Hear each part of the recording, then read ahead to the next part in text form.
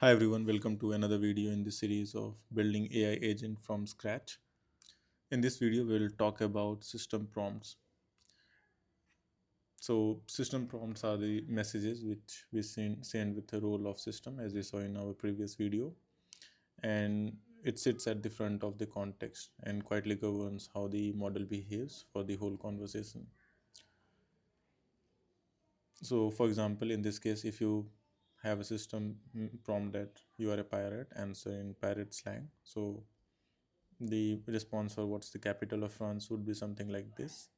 But if you ask it to just answer in one word, and the response is this. So notice that the persona of the agent is completely changed just based on the system prompt. And the system prompt for a chat bot is generally defining the personalities. But for an agent, it's more than just defining the personality. So it can be identity, so who the agent is and what it can do. Along with it, it will also have instruction on the output format and the style of response it should be giving, like be concise or answer in JSON, etc. And then it also can be used to define the boundaries or guardrails, like certain things which it should not be doing. It can be defined in the system prompt, and also the tool policies, so when to use a certain tool and versus when to answer directly without using any tool. So all these things define the actual behavior of an agent, and they are all defined using the system prompt. So I've already created example script just to showcase this in a fun way. So again, we have a function that calls the LLM with a system and user messages. The system one is defined with a role of system.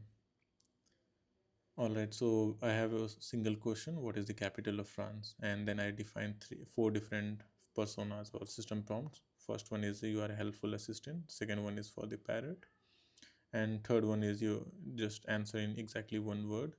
And the fourth persona is that of a geography teacher. So I'll execute the command, and since the LLM will be called for 4 times, so you'll see some delays here. But still, let's wait for the response.